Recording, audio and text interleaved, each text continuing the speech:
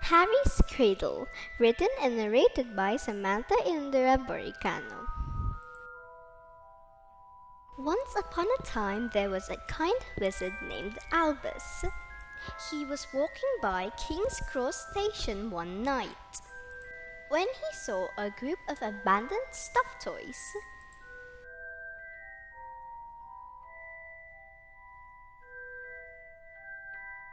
Albus cast a magical spell that turned them to life.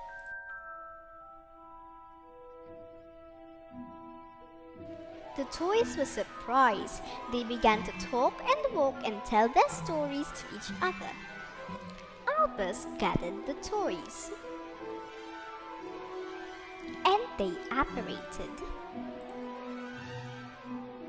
to a meadow. There, he magically created a beautiful manor where the toys would live. He then summoned a witch named Molly and her wizard husband Arthur. Albus told the couple that they are to take care of the stuffed toys. They happily settled in their new home. The manor was called Harry's Cradle, named after Albus's friend Harry, who is an orphan.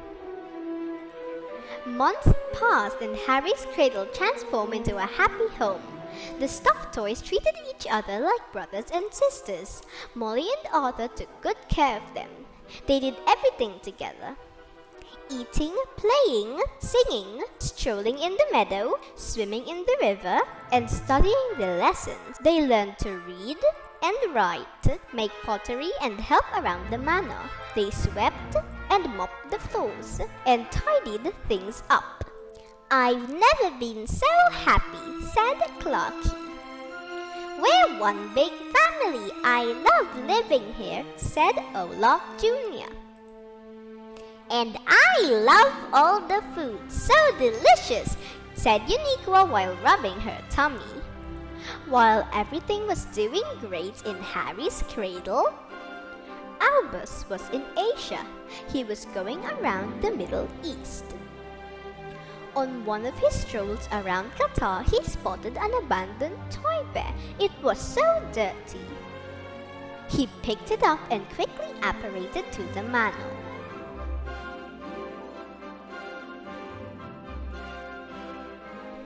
The toys happily welcomed Albus when they saw him. Albus was so happy to see them all again too. First, he gave them presents of chocolate frogs, exploding bonbons, and Bertie Box every flavored beans. The toys were delighted.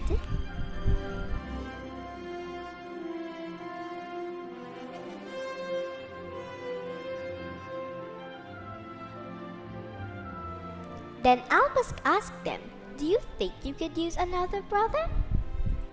The toys did not answer. They looked at each other. "But we're already a complete family," Mickey said. Albus smiled and said, "What's one more brother to love?" "We're 10 already. Mother Molly has enough to feed, especially because Uniqua eats all the food," Olaf answered, and everyone laughed. Albus then waved his wand, and a white little stuffed bear appeared before them. This is Curly from Qatar. The toys looked at Curly and started whispering to each other.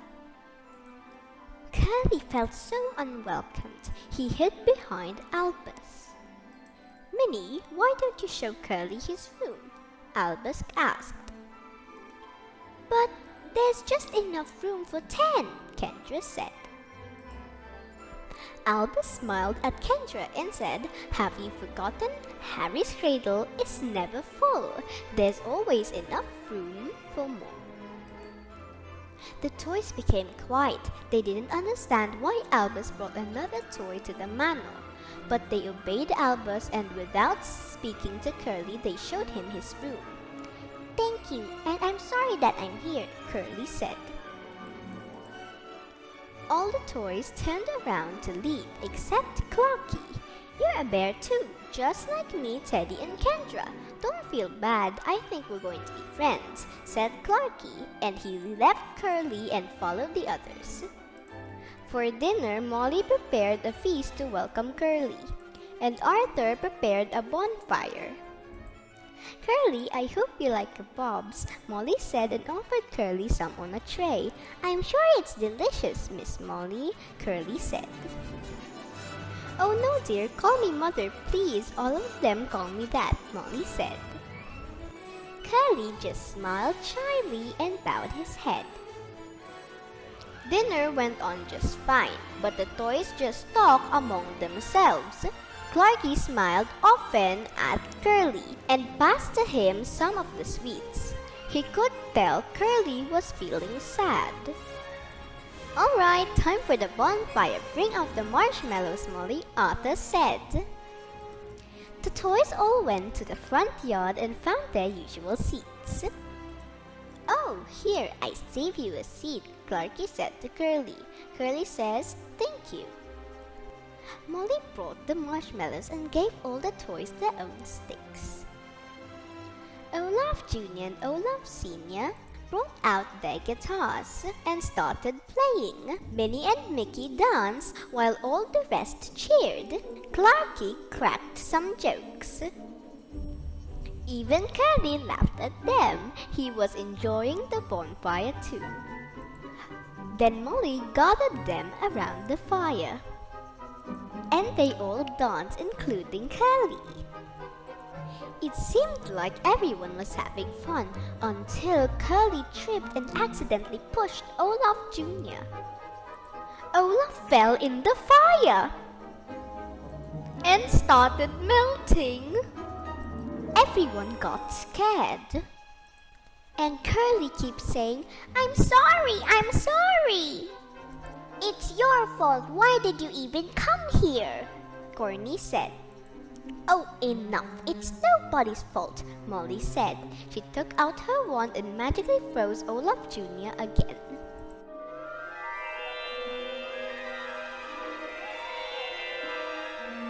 Alright, bedtime, Arthur said. Then he turned to Curly and said, It wasn't your fault, Curly. Accidents happen sometimes. Curly and the toys went inside and went to their rooms. Curly couldn't sleep.